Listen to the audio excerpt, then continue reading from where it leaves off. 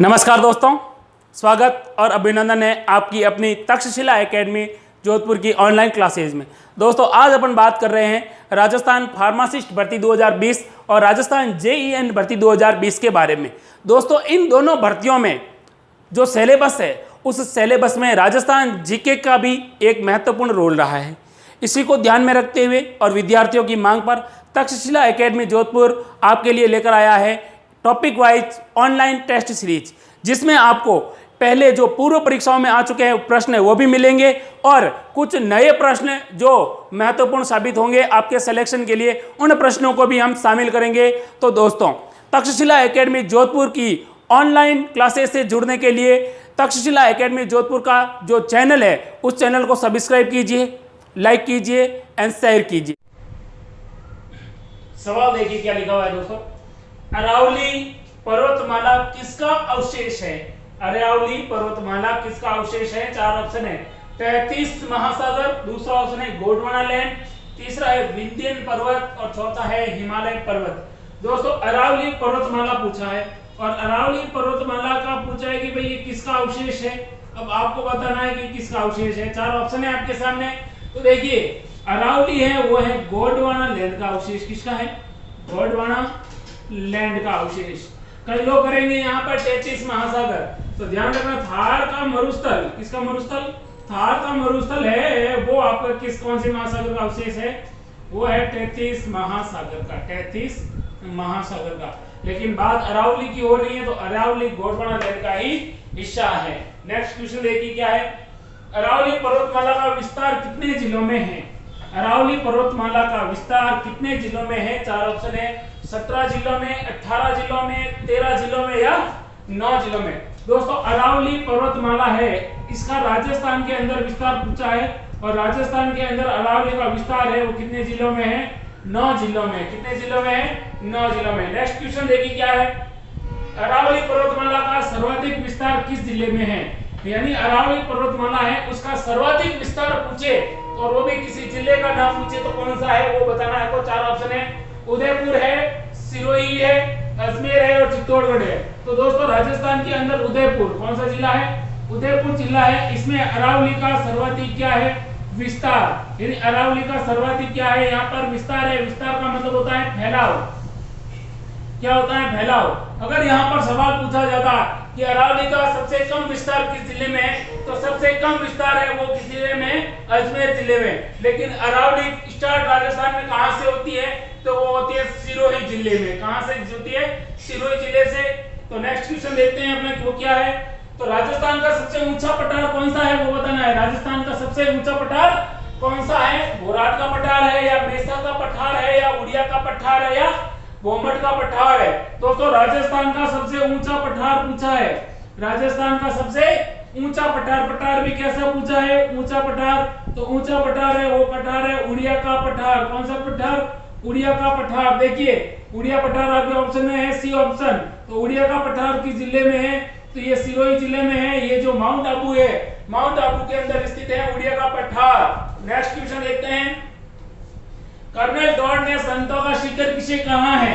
Colonel James Tod हुए हैं राजस्थान के इतिहास का जनक कहा जाता है, घोड़े वाले बाबा कहा जाता है। इन्होंने संतों का शिखर किसे कहा था? अरावली पर्वत को कहा था, हिमालय पर्वत को कहा था, बद्रीनाथ को कहा था या गुरु शिखर को कहा था? तो देखिए दोस्तों कर्नल जेम्स टॉड। कौन से टॉड? Colonel Tod. इनकी एक पुस्तक आई थी, ध्यान रखना, जिसका नाम एग्जाम में अक्सर पूछा जाता है, annals and antiquities. Annals and antiquities of Rajasthan. इस पुस्तक में इन्होंने क्या बताया था कि जो ये अरावली है, ये अरावली किसका शिखर है? ये अरावली के अंदर जो पहाड़ी है जिसका नाम है गुरु शिखर, इस गुरु शिखर को बताया था उन्होंने। कौन सा शिखर? संतों का शिखर। तो संतों का शिखर इन्होंने इसलिए बताया था क्योंकि ये अरावली की सबसे दुर्गम और सबसे ऊंचाई पर स्थित चोटी है। वहां पर हर आदमी के जाने का बस का नहीं है। तो प्राचीन काल में जो ऋषि मुनि थे वो यहाँ पर बैठकर क्या करते थे? गुरु शिखर पर बैठकर तपस्या करते थे। क्या करते थे? तपस्या करते थे। इसलिए इसे संतों का शिखर कहा था कर्नल जेम्स टॉड ने। नेक्स्ट क्वेश्चन देखिए क्या है। अरावली पर्वत का पूछा है। अरावली पर्वतमाला के मध्य मेवाड़ क्षेत्र में तंग रास्तों को किस नाम से जाना जाता है? सवाल पूछा है कि जो अरावली पर्वत है, उस अरावली पर्वत के जो तंग रास्ते हैं उदयपुर जिले में, उनको क्या कहा जाता है? चार ऑप्शन है आपके सामने। नाल कहा जाता है, या गिरवा, भोमट, या भोराट। तो देखिए दोस्तों, उदयपुर के अंदर जो अरावली के रास्ते पार करते हुए आप आगे जाते हैं, तो अरावली के अंदर जो बीच में जो रास्ते पड़ते हैं उनको तंग रास्ता कहा जाता है। इन तंग रास्तों को कहा जाता है नाल। जैसे आप लोगों ने नाम सुना होगा केवड़ा की नाल। कौन सी नाल? केवड़ा की नाल। या फिर आप लोगों ने सुना होगा देसूरी नाल, जो पाली के अंदर है। या फिर बहुत सारी है, जैसे केवड़ा की नाल है, देसूरी की नाल है।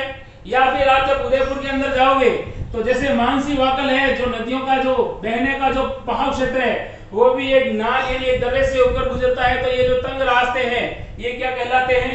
नाल कहलाते हैं उदयपुर के अंदर। फिर अरावली की जलवायु कैसी है? अब अरावली का तो पूछ लिया, और अरावली की पूछी है जलवायु, तो आपको चार ऑप्शन है, चारों ऑप्शनों में से एक बताना है कि अरावली की जलवायु कैसी है। पहली है शुष्क, दूसरा आर्द्र, फिर है उपार्द्र या अर्ध शुष्क। दोस्तों, अरावली की जलवायु एग्जाम में पूछा जाए तो ध्यान रखना, अरावली की जो जलवायु है वो कैसी है? अर्ध शुष्क जलवायु है। कैसी है? अर्ध शुष्क जलवायु है अरावली की। नेक्स्ट क्वेश्चन देखिए क्या है। अरावली के पश्चिम में गिरने वाली नदियां, अरावली के पश्चिम में गिरने वाली नदियां कहां जाती है? तो अरावली है, इस अरावली देखिए आपको समझ में आ जाएगा, इस तरह से नक्शा देखोगे आप, ये पूछ लिया आपको अरावली, ये अरावली है इस तरह से। तो अब अरावली के पश्चिम में जो गिरती है नदियां, जो पश्चिम में नहीं, ये अरावली की ये जो साइड है ये पश्चिम की है। यहाँ पर जो नदियां बहती है ये कहां पर जाती है? चार ऑप्शन है आपके सामने। अरब सागर में, बंगाल की खाड़ी में, हिंद महासागर में, या पूर्वोत्तर नदियों में। दोस्तों देखिए, यहाँ पर आपको थोड़ा सा समझने की जरूरत है। मान लीजिए ये भारत का नक्शा है और यहाँ पर आपका राजस्थान है, तो राजस्थान के अंदर देखिए ये इस तरह से अरावली पर्वतमाला है जो गुजरात से होते हुए जाती है। तो देखिए ये पूर्व में है, इस तरह से जाती है, पश्चिम में है, ये पश्चिम वाला हिस्सा है, इस तरह से जाती है। यहाँ पर एक सागर है जिसका नाम है अरब सागर। तो पश्चिम से निकलने वाली नदियां कहाँ जाती है?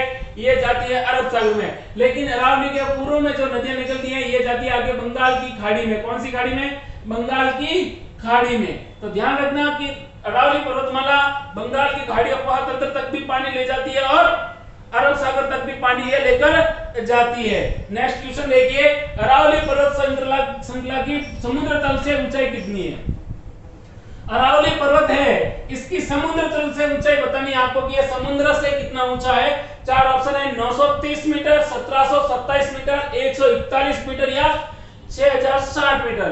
तो दोस्तों अरावली की जो औसत ऊंचाई है या समुद्र तल से ऊंचाई है वो कितनी है? 930 मीटर। अरावली पर्वतमाला की समुद्र तल से ऊंचाई है वो कितनी है? 930 मीटर। इसे ही अरावली की औसत ऊंचाई भी कहा जाता है। नेक्स्ट क्वेश्चन देखते हैं, गोगुंदा और कुंभलगढ़ क्या लिखा हुआ है? गोगुंदा कुंभलगढ़ के मध्य कौन सा पठार है?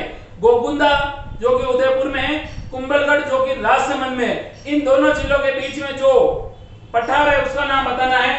चार ऑप्शन है आपके सामने, उड़िया, आबू, मेसा या भोराट। तो दोस्तों देखिए, कुंभलगढ़ जो कि राजसमंद में है और इधर एक जिला दे रखा है आपके वापस गोगुंदा जो कि उदयपुर में है। अब इन दोनों के मध्य जो पठारी हिस्सा है, पठारी हिस्सा का मतलब होता है पथरीला हिस्सा, जो बिल्कुल पहाड़ जैसा तो नहीं होता है लेकिन पहाड़ की तरह ही समतल होता है। कैसा होता है? बिल्कुल पठारी होता है, पत्थर से बिल्कुल पत्थर का होता है। तो ये जो हिस्सा है इसको क्या कहा जाता है ये बताना है आपको। तो इसे कहा जाता है भोराट का पठार। कौन सा पठार? भोराट का पठार। तो भोराट का पठार है वो कुंभलगढ़ और गोगुंदा के मध्य स्थित एक पठार का नाम है। नेक्स्ट क्वेश्चन देखते हैं, राजस्थान का बर्फोई अंश किसे कहा जाता है?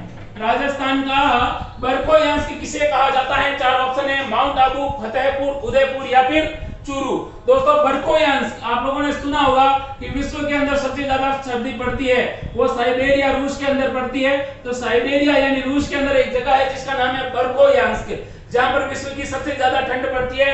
उसी तरह राजस्थान के अंदर सर्वाधिक ठंड कहां पड़ती है, स्थान का नाम पूछे तो वहां पर है माउंट आबू, क्योंकि माउंट आबू में सर्दियों के दिनों में पानी है, झीलें जम जाती है, बिल्कुल बर्फ जमती है और बर्फ वहां पर बकायदा गिरती है। सबसे ठंडा स्थान माना जाता है राजस्थान का माउंट आबू, इसीलिए इसे राजस्थान का बर्फोयांश कहा जाता है। नेक्स्ट क्वेश्चन देखते हैं अपन, क्या है वो देखिए। उदयपुर के आसपास तस्तरीनुमा पहाड़ियों को क्या कहा जाता है? उदयपुर जिला है, उसके आसपास तस्तरीनुमा जो पहाड़ियां हैं उनको क्या कहा जाता है? चार ऑप्शन है, खमेर, पावेर, भाकर या गिरवा। दोस्तों उदयपुर है, उदयपुर जिला है, उस उदयपुर जिले के चारों ओर तस्तरीनुमा जो पहाड़ियां हैं इस तरह से बनी हुई है, घेरा बनाया हुआ है, बीच में उदयपुर है। अब इसके चारों ओर जो पहाड़ियां हैं उनका नाम क्या है? तो ध्यान रखना गिरवा है, और गिरवा एक कटोरी का नाम है, और कटोरी आप कह सकते हो तस्तरी है। तस्तरी कैसी होती है? तस्तरी इस तरह की बनी होती है, वो इस तरह से, तो यह कटोरी नुमा कह सकते हो कि चारों ओर पहाड़ियां हैं, बीच में उदयपुर स्थित है, उन पहाड़ियों का नाम है गिरवा। क्या नाम है? गिरवा। फिर नेक्स्ट क्वेश्चन देखते हैं, वो क्या है? अरावली पर्वत पर सामान्यतः किस फसल की खेती की जाती है? अरावली पर्वत पर सामान्यतः किस फसल की खेती की जाती है? चार ऑप्शन है आपके सामने, जवार है, बाजरा है, फिर मक्का है और फिर जौ है। दोस्तों आप लोगों को पता होगा कि राजस्थान के अरावली क्षेत्र में सर्वाधिक कौन रहते हैं?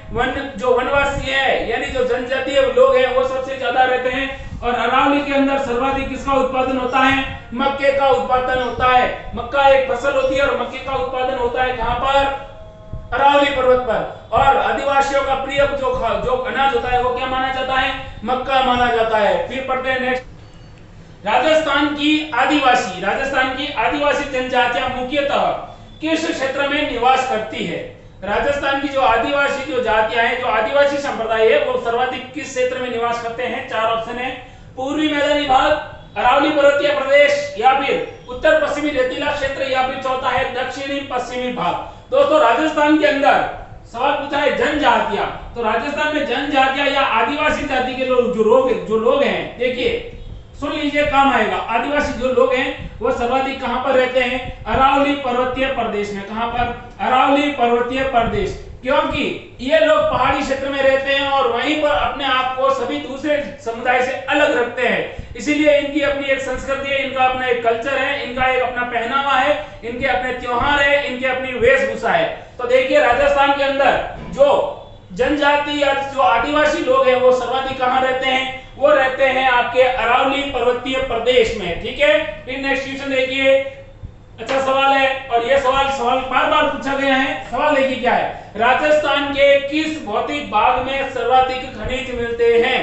राजस्थान के किस भौतिक भाग में सर्वाधिक खनिज मिलते हैं? चार ऑप्शन है, हाड़ौती प्रदेश, मरुस्थली प्रदेश, अरावली प्रदेश, या फिर ये सभी। दोस्तों राजस्थान के अंदर अरावली के अंदर सर्वाधिक क्या मिलते हैं? खनिज मिलते हैं, इसीलिए अरावली को कहा जाता है राजस्थान में खनिजों का अजायब घर। किसका घर? अजायब घर कहा जाता है। और राजस्थान के अंदर सवाल यह भी पूछा जाता है कि राजस्थान का कौन सा भाग है वो खनिजों की दृष्टि से संपन्न है? तो वो है अरावली प्रदेश या अरावली पर्वतीय प्रदेश, या फिर कह सकते हैं अरावली पर्वतमाला। नेक्स्ट क्वेश्चन देखिए, अरावली वन रोपण परियोजना, अरावली वन रोपण परियोजना जिसे एएपी नाम दिया था, ये कब आरंभ की गई थी? चार ऑप्शन है, 2007 में, 1992-93 में, 2001-2 में, या फिर 1995-96 में। तो दोस्तों अरावली वन और रोपण परियोजना, अरावली वन रोपण परियोजना ये कब शुरू की गई थी? ये शुरू की गई थी 1992 और 93 में। क्यों की गई थी सुन लीजिए, क्योंकि अरावली पर्वत है वे विश्व का सबसे प्राचीन वलित पर्वतमाला है, इसीलिए लगातार इसका क्या हो रहा है? इसकी स्थिति कमजोर पड़ रही है, लगातार क्या हो रहा है? इसका विखंडन हो रहा है। उसको बचाने के लिए सरकार ने कहा हम यहाँ पर एक परियोजना चलाएंगे, अरावली वन रोपण परियोजना, जिसके द्वारा अरावली के अंदर बहुत सारे पेड़ पौधे लगाएंगे और उस पेड़ पौधों से अरावली वापस कैसी हो जाएगी? हरी भरी हो जाएगी। इसीलिए 1992-93 के अंदर अरावली वन रोपण योजना शुरू की गई थी।